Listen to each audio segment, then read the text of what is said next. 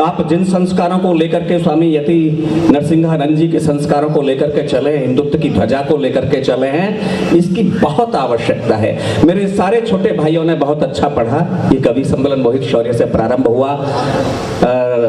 राहुल शर्मा ने बहुत बढ़िया घनाक्षरी पढ़े, प्रिय चेतन ने बहुत अच्छा पढ़ा, और पीयूष ने, कुशल कुशवाहा हमारा बहुत लाडला कवि आपके मन तक पहुंचा। वो बहुत भागदौड़ व्यस्तता में आया, लेकिन थोड़े समय में उसने बहुत ठहाके आपके चेहरों पर मुस्कुराहट बांटी। प्रिय संदीप वशिष्ठ जिसका आदेश था, और मैं वास्तव में बहुत थका हुआ, मेरी यात्राएं अनवरत, कभी देश के इस हिस्से में, अगले दिन देश के उस हिस्से में, तो मुझे सीधा भुवनेश्वर से कोलकाता जाना था, लेकिन उसका आदेश था संदीप का कि भाई साहब आपको यहाँ जरूर आना है। मैं आया। मेरा ये अमित छोटा भाई ऐसा लाडला स्वर हमारे इस मिट्टी से उठा और देश की खुशबू बन गया, संस्कारों की खुशबू बन गया। हमें फक्र है और हम महसूस करते हैं कि हमने कुछ तो दिया होगा, कुछ तो हम आश्वस्त होते हैं कि हिंदी कविता की ध्वजा झुकी नहीं। पीयूष और अमित जैसे स्वर हिंदी कविता को, मोहित जैसी आशाएं, चेतन जैसे स्वर अभी मंच पर हैं। दोस्तों, सावरकर के विषय में बहुत सारी बातें हुई, वीर सावरकर के विषय में, और एक टिप्पणी की अमित ने कि किसी व्यक्ति ने कहा कि मैं सावरकर नहीं हूं, मैं गांधी हूं। आप सावरकर तो हो ही नहीं सकते। बहुत शालीनता के साथ दो पंक्तियां मैं सभी भाइयों से निवेदन कर रहा हूं कि अब कोई ना उठे, 20 मिनट कोई ना। देखो, किसी को बहुत ज्यादा जरूरी हो, हम जबरदस्ती देखें ना, तो किसी को कविता सुना सकते, ना कुछ करा सकते। जाना है तो चले जाएं, जिसको जाना हो मेरे काव्य पाठ से पहले चले जाएं, लेकिन बीच में मेरे काव्य पाठ में ना उठे, इतना निवेदन मेरा स्वीकार करें। बहुत ज्यादा जरूरी हो तो चले जाएं, लेकिन काव्य पाठ में करूं तो ना उठे। आप भोजन, हाँ आप क्यों खड़े भैया? आप भी बैठ जाओ। अब कोई नहीं उठेगा। आपको भोजन करा दिया पिंकी जी ने, 3 बार करा दिया यार, हद हो गई। आप लोग अब तृप्त हैं, और कविता भी मैं बस अंतिम कवि हूं। मैं 2 पंक्तियां पढ़ना चाहता हूं। संदीप सावरकर को परिभाषित करते हुए, और इशारा मेरा पहुंच जाए तो मुझे बता देना कि सावरकर होने का मतलब सिंहासन का ख्वाब नहीं। सावरकर होने का, अगली पंक्ति समझ जाए तो मुझे बताना, सावरकर होने का मतलब सिंहासन का ख्वाब नहीं। सावरकर धधकी ज्वाला है, अचकंटका गुलाब नहीं। सावरकर धध की ज्वाला है, अचकंटका गुलाब नहीं। मैं गया हूं 21 जनवरी को उस पुण्य तीर्थ में जिसे अंडमान काला पानी बोलते हैं। मैं आपको भैया बताऊं, पिंकी भैया दादा गए थे अंडमान में, सावरकर जी की जेल में कवि सम्मेलन था, भारत सरकार का कार्यक्रम था, और हम देखकर गर्वित हो गए कि सारे कवि घूम रहे थे, कुछ फोटो ले रहे थे जेल के साथ, और दादा नीचे जमीन पर बैठकर सावरकर जी के जेल की मिट्टी उठा रहे थे, मिट्टी इकट्ठा कर रहे थे। ये हमारे दादा ऐसे हमारे दादा हैं। अभी 21 तारीख की बात है दोस्तों, मैं रोमांचित था उस स्थान पर। वो जेल ऐसी जहां कैदी अपनी सजाएं पूरी करते ही नहीं थे, आत्महत्याएं कर लेते थे, इतनी भीषण यातनाएं वहां दी जाती थी। उस जेल में सावरकर ने वहां 13 वर्ष काटे। उसके 7 खंड हैं उस जेल के, और आमने सामने कोई नहीं है। कोई भी कैदी दूसरे कैदी को देख ही नहीं सकता। ऐसी तन्हाई, ऐसी काल कोठरी में सुबह उन्हें जोड़ दिया जाता था कोल्हू में, और तेल निकालना होता था उन्हें।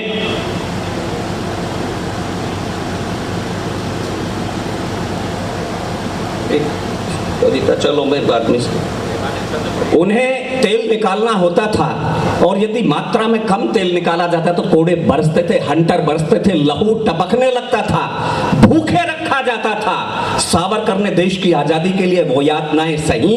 कभी जाना, आप कोई तीर्थ कर पाओ ना कर पाओ जीवन में, लेकिन अंडमान जाना और सेल्यूलर जेल के उस अंचल को, उस मिट्टी को प्रणाम करना जहां सावरकर ने अपने 13 वर्ष काटे। और अंग्रेजों की चुनौती के संदर्भ में अमित एक और बात कहता हूं, जब अंग्रेजों ने कहा कि तुम्हें 2-2 आजीवन कारावास दे दिए हैं, 50 साल सड़ोगे इस जेल की दीवारों के भीतर, कभी आजाद नहीं हो सकते सावरकर। कॉन्फिडेंस देखिए, आत्मविश्वास देखिए हिंदुस्तान के बेटे का। सावरकर ने कहा अंग्रेजों तुम्हारा शासन 50 साल रहेगा ही नहीं, और देश आजाद हुआ, सावरकर आजाद हुए। मैं सैल्यूट करता हूं उस क्रांतिकारी को। कोई कायर कह देगा, दर्द होता है, वेदना होती है। मुझे कुछ छंदों का आदेश हुआ है, लेकिन यहाँ परिचर्चा हुई। महाराणा प्रताप महान या अकबर महान। अभी मैं हल्दी घाटी था कुछ दिन पहले, मैं और कुशल, और उस क्षेत्र को देख करके रोमांच होता है जहां हल्दी घाटी का महासमर चेतक पर आरूढ़ होकर के महाराणा प्रताप ने लड़ा। इतिहास में समीक्षाएं हुई, हमारी राजनीति ने समीक्षाएं की, परिचर्चाएं हुई पिछली सरकारों में कि अकबर महान थे या प्रताप महान था। और इस देश के सेक्युलर लोगों ने अकबर को महान बता दिया। एक टिप्पणी करता हूं सदन के भीतर, मुझे सूचित करना मैं कैसे लोगों के बीच में खड़ा हूं। दोस्तों, यदि महानता का मापदंड पड़ोसी राज्य की भूमि का बलात् अधिग्रहण करना हो तो अकबर महान था। यदि महानता का मापदंड हिंदू किशोरियों के साथ दिल्ली की गलियों में मीना बाजार सजाना रहा हो तो अकबर महान था।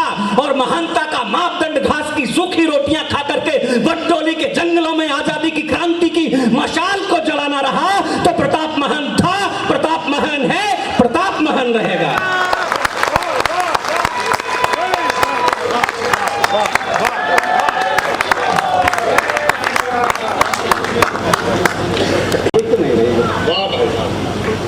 वो तुम्हारे मेरे मोबाइल तुम्हारे उसके ये जगह अकबर महान। प्रताप ने वो युद्ध लड़ा। चेतक पर 4 पंक्तियां पढ़ने का मेरा मन हो गया है पिंकी भैया। कविता के लोग बैठे हो तो मुझे बताना, मुझे 33 वर्ष हो गए और कविता के अतिरिक्त मुझे दूसरा काम आता भी नहीं। मैं 4 पंक्तियां पढ़ता हूं। चेतक कैसा था जिस पर बैठ करके हल्दी घाटी का महासमर लड़ा। स्वयं श्याम नारायण पांडे ने पूरा सर्ग चेतक के नाम किया, जिसकी गति वायु से अधिक थी, जिसकी गति पवन मन से अधिक थी। मैं 4 पंक्तियां पढ़ता हूं, सबका मन मिले कि गति देख,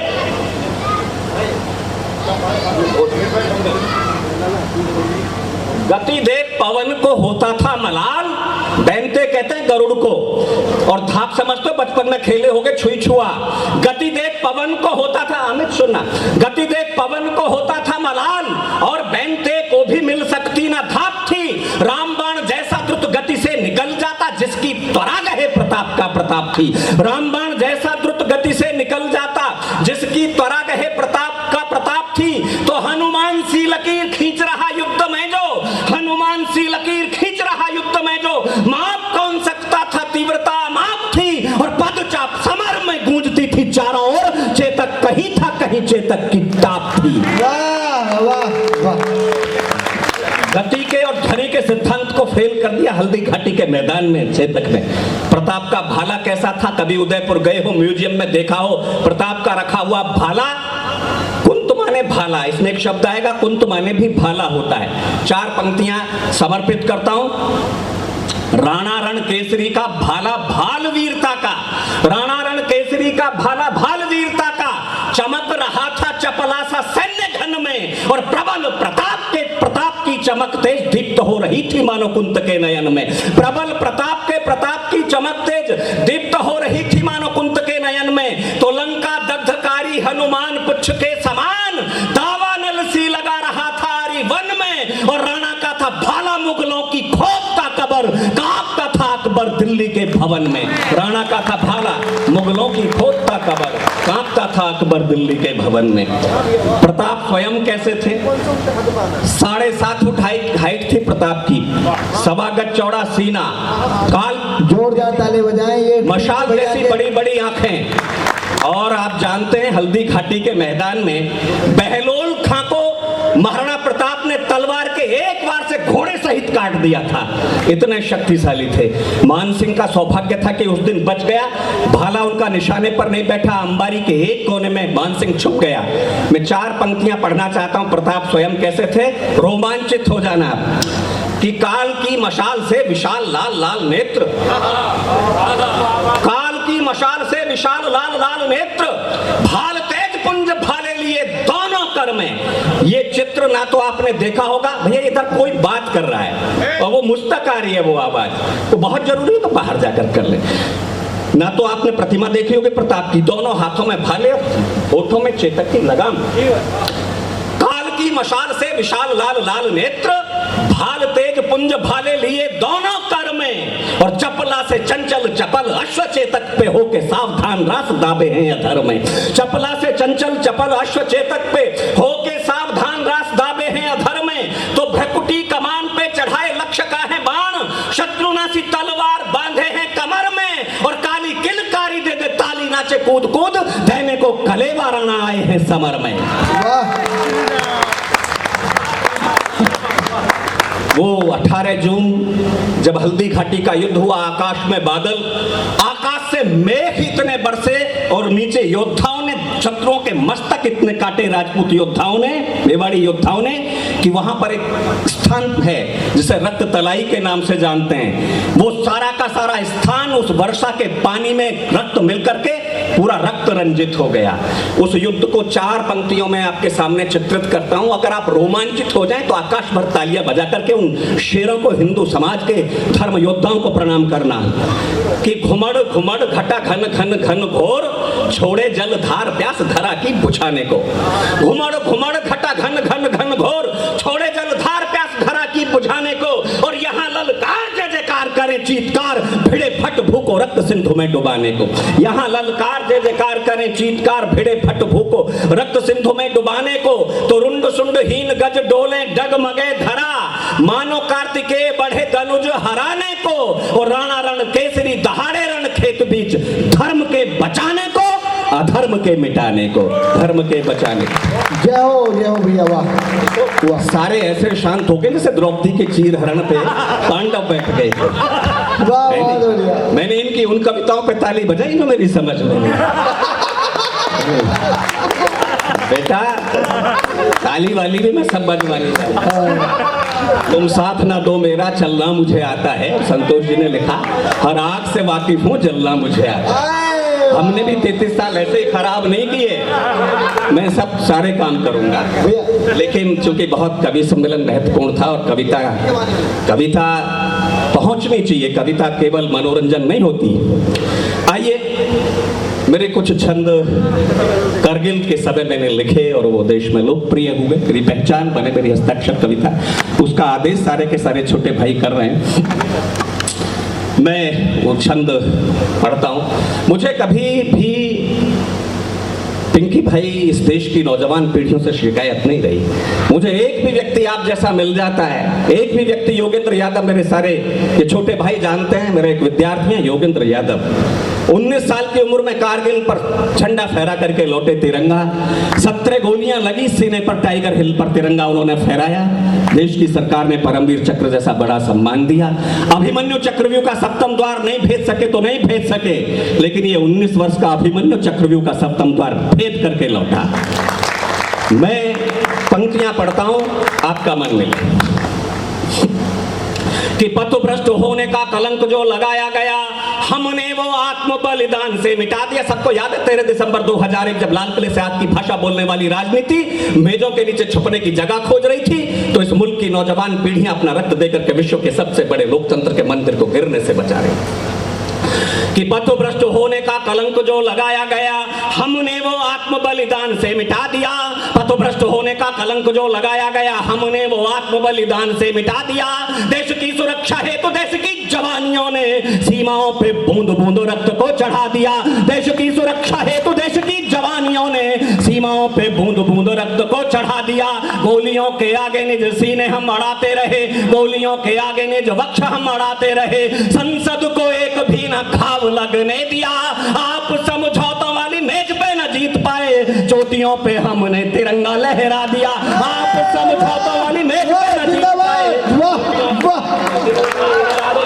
चोटियों पे हमने तिरंगा लहरा लहरा दिया, चोटियों पे हमने तिरंगा लहरा। मैं जानता हूँ सेना और पुलिस में कौन जाते हैं, जिनसे घर में माँ बाप परेशान, स्कूल में गुरुजी परेशान, थोड़े बहुत पड़ोस वाले परेशान। पिंकी भैया जैसे ही जाते हैं वहाँ सेना में पुलिस में, मुझे पता है ये तो किसी कारण से भेज नहीं जाने दिए होंगे माँ बाप ने।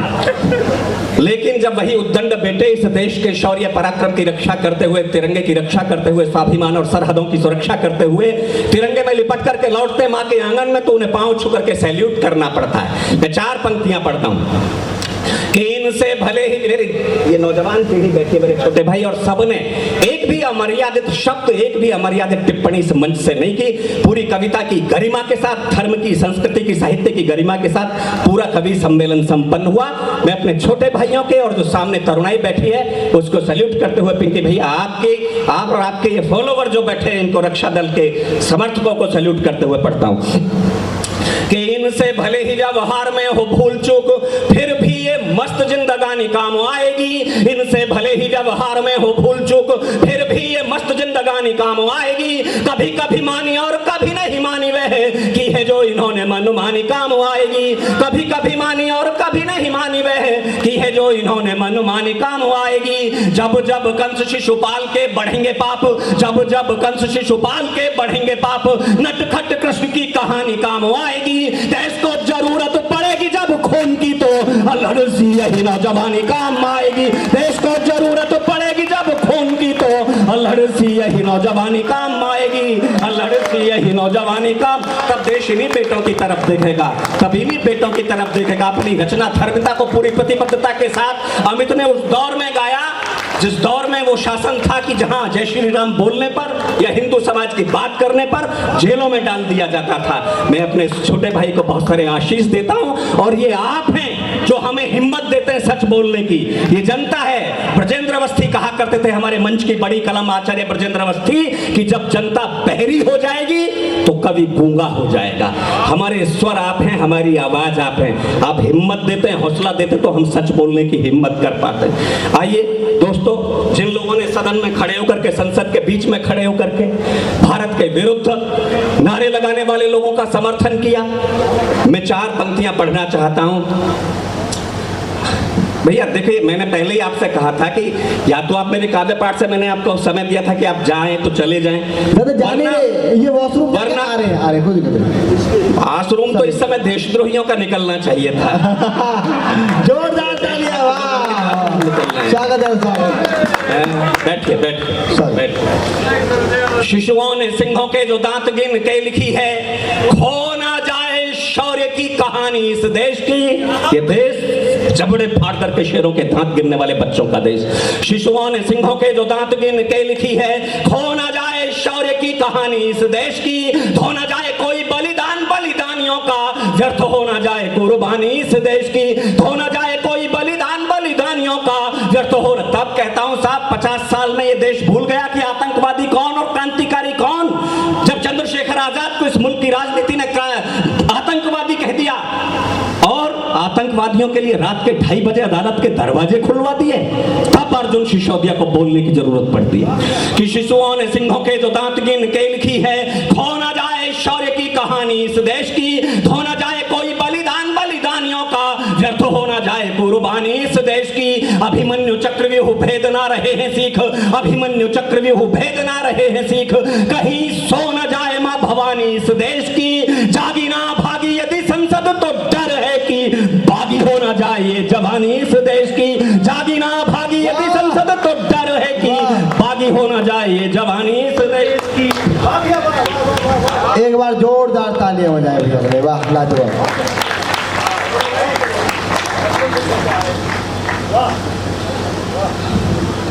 दोस्तों, जब यहाँ नारे लग रहे थे जेएनयू में, भारत तेरे टुकड़े होंगे इंशाअल्लाह इंशाअल्लाह, जय जय श्री राम, तो हरियाणा के 2 बेटे, एक का नाम कैप्टन कपिल कुंडू, एक का नाम कैप्टन पवन, एक की उम्र 26 साल, एक की उम्र 27 साल, तिरंगे में लिपट करके आ गए। पत्रकारों ने साक्षात्कार लिए माओ के, और कोई माँ ये भाषा बोल दे कि रोती इसलिए नहीं है कि बेटा सरहद पर शहीद हो गया, रोती है तो इसलिए रोती है दूसरा बेटा नहीं था जिसे सरहद को सौंप पाती। आप ये कह देंगे कि देश रहने लायक नहीं हो रह गया, कौन बनाएगा इसे रहने लायक? ये नहीं रह गया तो इसकी जिम्मेदारी किसकी थी? तब दोस्तों चार पंक्तियां पढ़ना चाहता हूं उन माओं को सल्यूट करते हुए जिन्होंने ये कहा, बेटों की शहादत पर देश ऐसे बनता है। ये मातृशक्ति बैठी है, थोड़ी संख्या में बैठी है, लेकिन प्रणाम निवेदित करता हूं। ये वो माएं हैं जो जीजाबाई बनकर के शिवाजी को शिवाजी बना देती हैं, सीता बनकर के निर्वासित निष्कासित वाल्मीकि के आश्रम में वो संस्कार देते हैं लव और कुश को, जो राम की अपराजित सेना के अश्व की लगाम थाम लेते हैं। मैं सैल्यूट करता हूं, पढ़ना चाहता हूं उन माओं को प्रणाम करते हुए जिन्होंने ये कहा कि मुझसे सौभाग्यशाली कोख किस मां की होगी। मुझे बताना, प्रणाम करना उन माओं को, मुझसे सौभाग्यशाली कोख किस मां की होगी। राष्ट्र ध्वज का कफन ओढ़ा मेरे लाल ने, मैं तो छोटी मां हूं, बड़ी मां तो माता भारती है, बड़ी मां से ऊंचा नाता जोड़ा मेरे लाल ने। मैं तो छोटी मां हूं, बड़ी मां तो माता भारती है, बड़ी मां से ऊंचा नाता जोड़ा मेरे लाल ने। अश्रुधारा बह रही है, गर्व से मां कह रही है, अश्रुधारा बह रही है, गर्व से मां कह रही है, सैनिक का प्राण नहीं तोड़ा मेरे लाल ने, शत्रुशीष फोड़ दिए, चाहे प्राण छोड़ दिए, हाथ से तिरंगा नहीं छोड़ा मेरे लाल ने। हाथ से जब योगेंद्र आए, 19 साल का बालक, मैं जी न्यूज के कार्यक्रम में करगिल गया, 5 दिन रहा उस स्थान पर। साहब इतना दुर्गम प्रदेश, विश्व की आज तक जितनी भी लड़ाइयां हुई होंगी सबसे कठिन लड़ाई थी। हिंदुस्तान के बेटों के सामने चुनौती, जरा नंगी पहाड़ियां, जरा सा भी मूवमेंट होता था तो दिखता था, इसलिए रात में चढ़ते थे हिंदुस्तान के बेटे, और पता था कि ऊपर से पत्थर भी फेंका गया तो मृत्यु होगी, लेकिन एक एक चोटी को विजय प्राप्त करने के लिए 100 बेटों ने बलिदान दिया। एक दूसरे की लाश को सीढ़ियां बना करके हिंदुस्तान के बेटे नाखूनों से पहाड़ काट करके करगिल की चोटियों पर विजय के ध्वज लहरा करके लौटे। मुझे बताया गया ये कैप्टन विक्रम बत्रा ने यह झंडा फहराया था, इस चोटी पर कैप्टन मनोज पांडे ने झंडा फहराया था, इस चोटी पर 19 साल के योगेंद्र यादव ने झंडा फहराया था। दोस्तों झंडा फहराते हुए लहू से लथपथ ये बेटे थे। और आपने देखा होगा LOC फिल्म जो आई थी उसमें हिंदुस्तान के बेटों ने लहू से लोहान, रक्त से रंजित 17 गोलियां खा करके अंतिम समय ये बोला था, ये दिल मांगे मोर। तब हिंदुस्तान की तरुणाई को प्रणाम करते हुए पढ़ना चाहता हूं, क्या जज्बा रहता होगा, क्या सोच करके लड़ते होंगे। पता है मरना है, लेकिन देश के लिए मरना गौरव की बात समझते हैं तो क्यों समझते हैं? क्या होता है सैनिक के पास, क्या होता है जो उसे ये जज्बा देती है। मैंने योगेंद्र से पूछा, उसे शब्दों में आप तक पहुंचाता हूं। रात थी अंधेरी और दूर था प्रभात, किंतु हौसला था भरपूर, साथ में तिरंगा था। रात थी अंधेरी और दूर था प्रभात, किंतु हौसला था भरपूर, साथ में तिरंगा था। तिरंगे के सिवा कुछ और नहीं सूझता था, तिरंगे के सिवा कुछ और नहीं दिखता था। हर एक सैनिक की बात में तिरंगा था, गोले गोलियों की बरसात भी हिला ना सकी। प्राण में था देश, जज्बात में तिरंगा था, कोई भला कैसे रोक पाता रण बांकुरों को, सीने में थी आग और हाथ में तिरंगा था।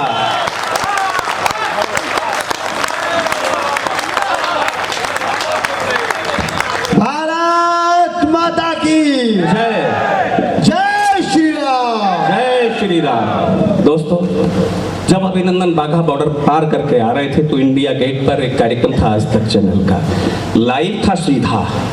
उस दिन मैं डॉक्टर कुमार विश्वास के साथ उस मंच पर था, मेरे बचपन के मित्र हैं। उन्होंने कहा, सिसोदिया जी आप देख रहे हो इस बच्चे की आती हुई बॉडी लैंग्वेज, इसकी भाषा, क्या कहना चाहोगे? मैंने पिंकी भैया 4 पंक्तियां लिखी और वहां पढ़ा।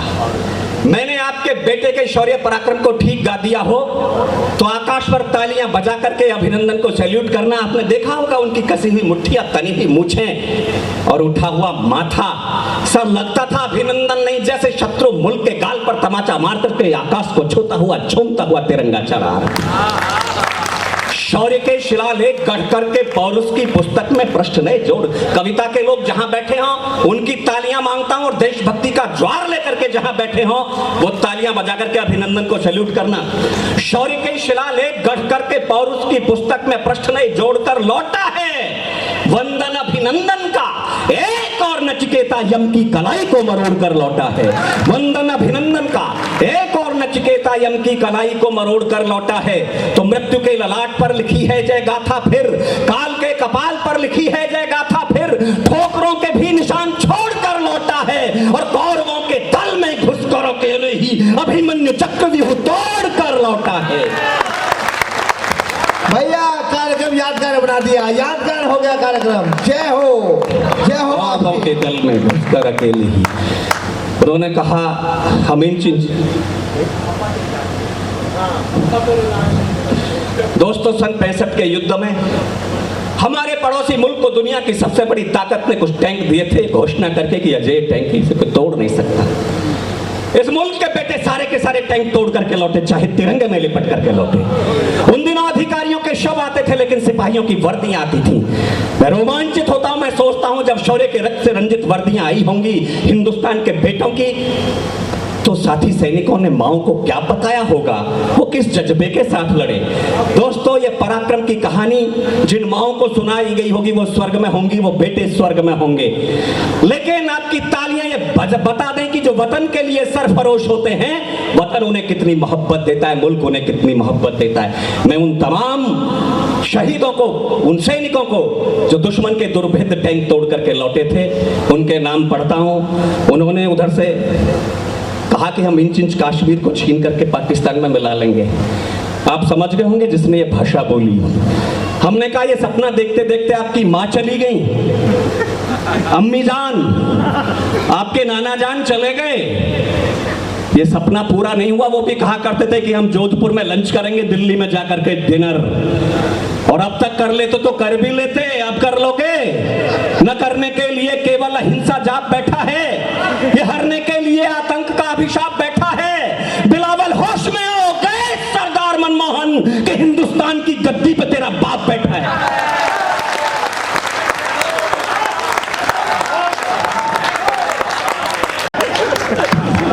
हिंदुस्तान, हिंदुस्तान मेरा भाई, ये बिलावल की तरह हम फिर भारत का बल विक्रम पौरुष बतलाने निकल पड़े। हम फिर भारत का बल विक्रम पौरुष बतलाने निकल पड़े। हम अश्वमेध वाले घोड़े फिर से दौड़ाने निकल पड़े। भारत के विश्व विजयी रथ को कर विश्व विजय ही मोड़ेंगे। हम अमर तिरंगा दुनिया में फिर से फहराने निकल पड़े। हम अमर तिरंगा दुनिया में फिर से फहराने निकल पड़े। मैं दोस्तों 4 पंक्तियां उन बेटों के नाम पढ़ता हूं, वो पंक्तियां आप तक पहुंचे, आपके दिलों में छपे, तो उन बेटों को प्रणाम करना।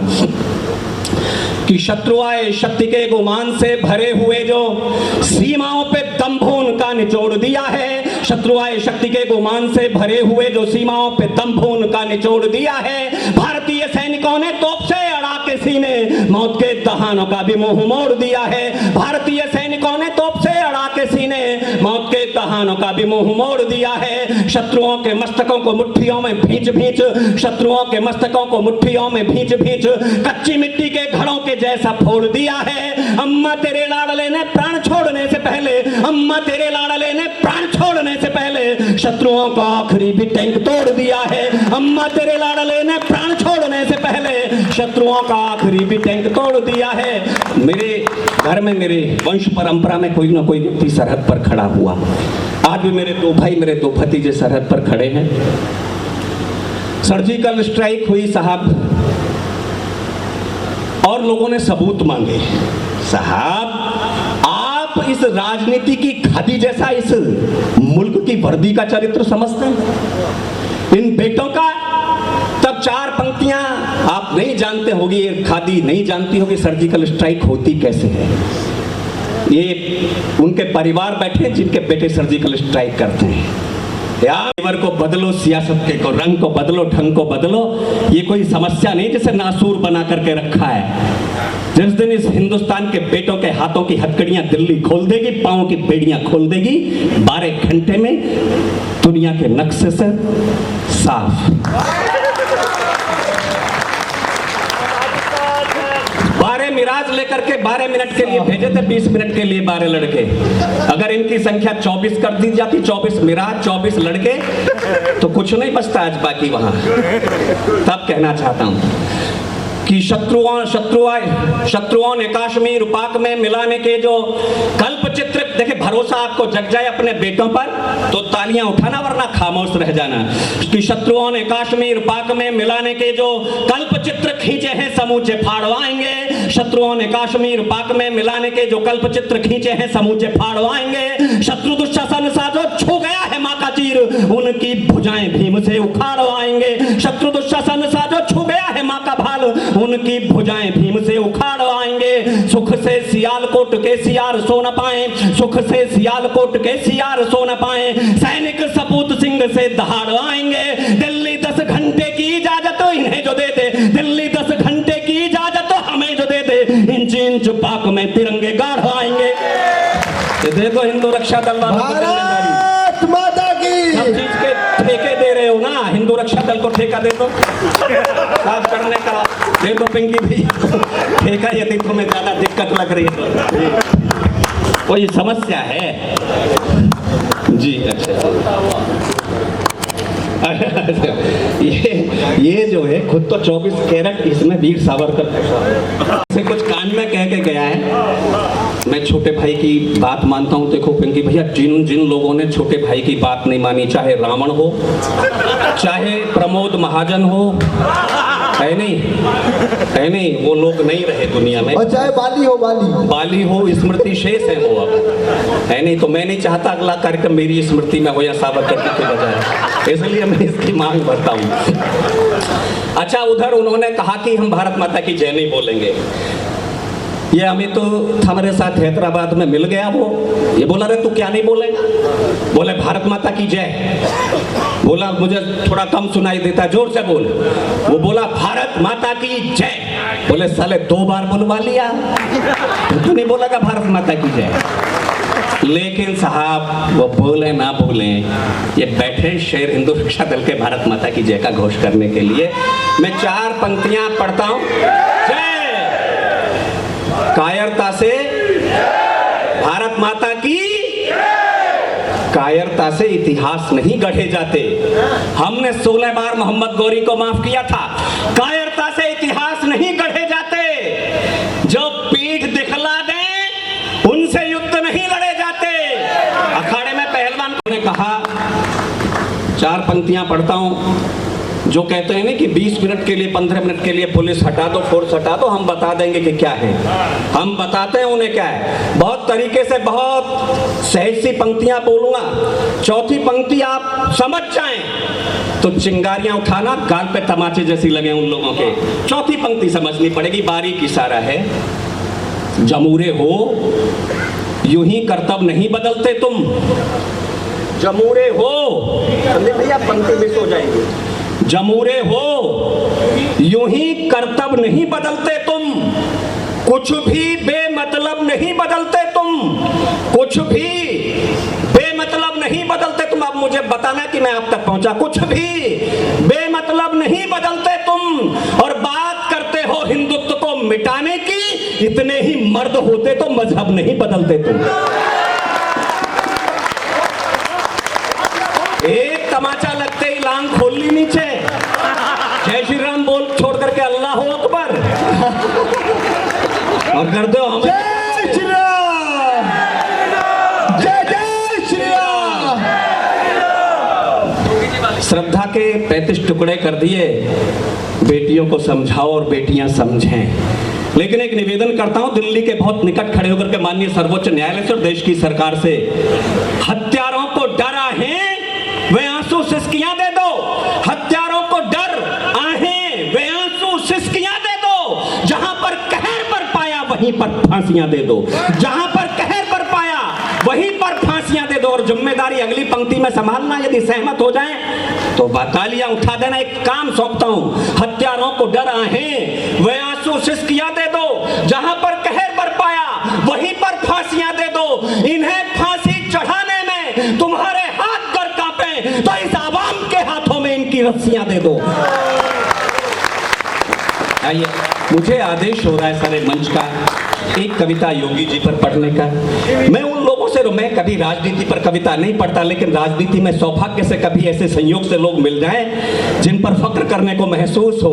और आज यदि हम उनका समर्थन ना करें तो फिर आने वाली पीढ़ियां वही कहेंगे कि प्रताप का भाई शक्ति सिंह कहीं चला गया, मान सिंह कहीं चला गया, और अकेले लड़ते रहे वो जंग। चाहे जंग यति नरसिंहानंद लड़ रहे हो, चाहे योगी जी लड़ रहे हो, चाहे हमारे पिंकी भैया लड़ रहे हो, ये धर्म के योद्धा हैं, धर्म के महारथी हैं। प्राणपण से इनका सहयोग करना यदि आने वाली पीढ़ियों को सुरक्षित देखना चाहते हो। और भैया हमारा सौभाग्य ये था कि जब अतीक और अशरफ को मारा गया तो रात के 10 बजे हम इस आतंकवाद के गढ़ में देवबंद में कविता पाठ कर रहे थे। तो मेरे पास कुशल का फोन आया, कह रहा भैया कोई ऐसी वैसी बात मत करना, अतीक और अशरफ निपटा दिए। मैं कह रहा अब तो करने में मजा आएगा।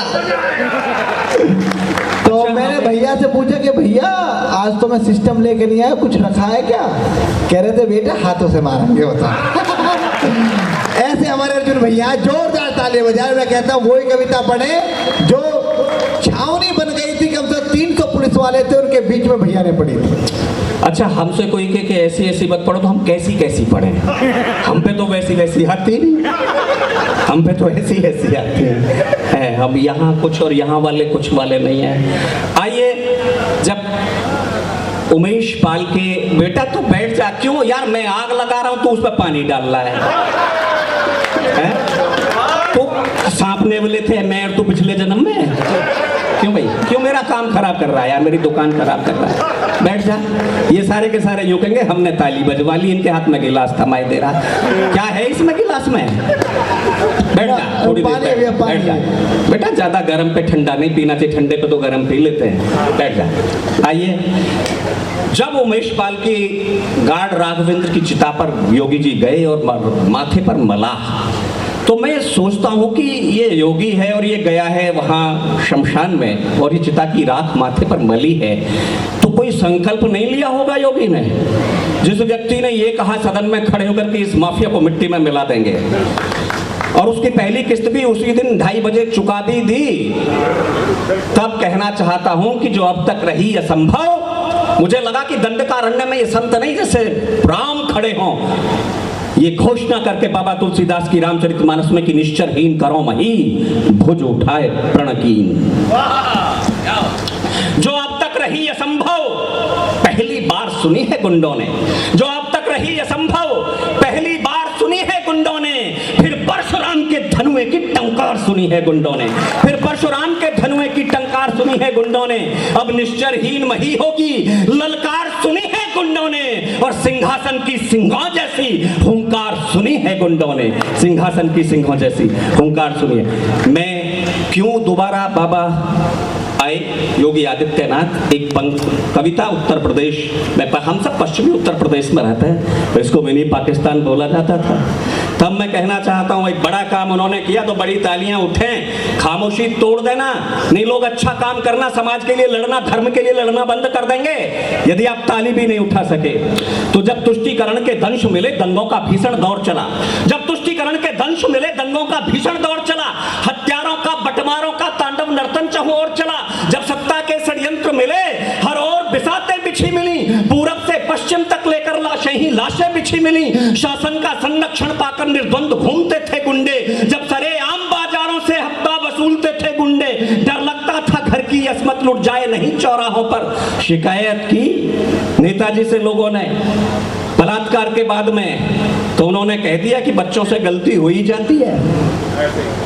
जब सरेआम बाजारों से हफ्ता वसूलते थे गुंडे, डर लगता था घर की अस्मत लुट जाए नहीं चौराहों पर, होते थे निर्भय अट्टहास बेटी बहनों की आहों पर, कुछ नियम नहीं कानून नहीं जंगल का राज दिखता था, हर ओर मौत का तांडव था यूपी भयभीत चीखता था, हर ओर तालियां कमजोर हैं आपकी खामोशी तोड़िएगा, हर ओर मौत का तांडव था यूपी भयभीत चीखता था। तो कमर कसे एक सन्यासी, तो कमर कसे एक हठयोगी, बिन देर गुफा से निकल पड़ा, भिड़ जाने को बटमारों से एक शेर गुफा से निकल पड़ा, भिड़ जाने को बटमारों से एक शेर गुफा से निकल पड़ा।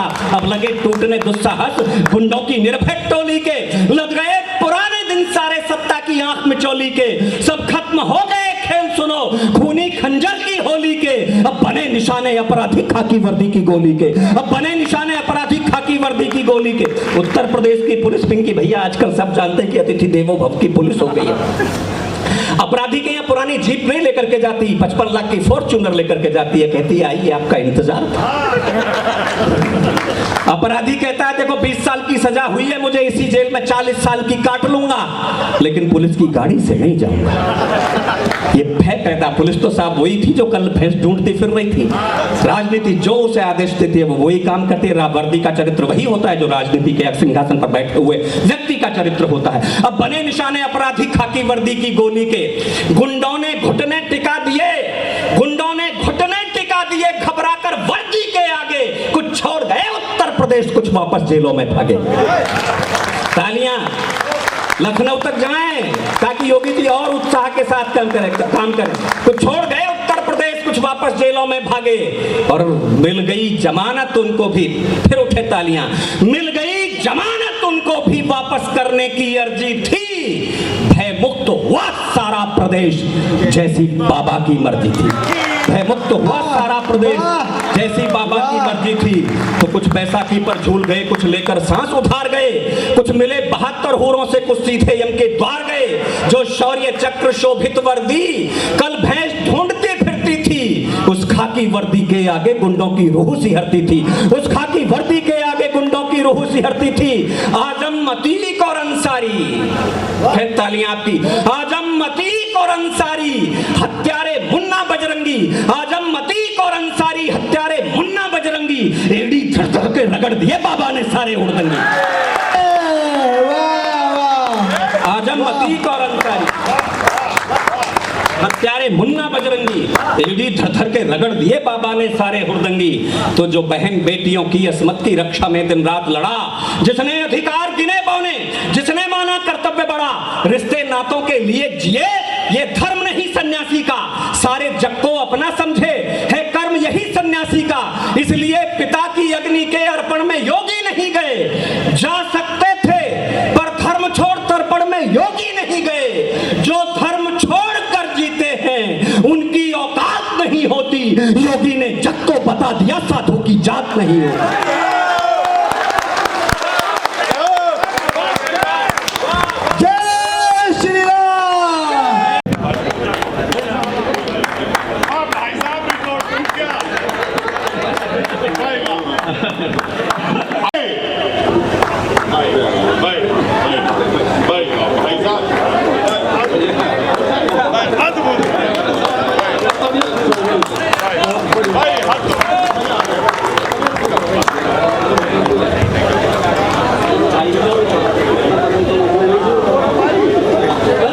की अस्मत की रक्षा में दिन रात लड़ा, जिसने अधिकार गिने बौने, जिसने माना कर्तव्य बड़ा, रिश्ते नातों के लिए जिए, ये धर्म नहीं सन्यासी का, सारे जग को अपना समझे, है कर्म यही सन्यासी का। इसलिए पिता की अग्नि के अर्पण में योगी नहीं गए, जा सकते थे पर धर्म छोड़ तर्पण में योगी नहीं गए। जो धर्म छोड़कर जीते हैं उनकी औकात नहीं होती, योगी ने जग को बता दिया साधु की जात नहीं होती। ना घर कोई ना जात कोई, है धर्म एक मानवता का, ना घर कोई ना जात कोई, है धर्म एक मानवता का। योगी का आइए चलो सबकी मालाएं स्वीकार, मैं प्रत्येक व्यक्ति का सम्मान स्वीकार करता हूं।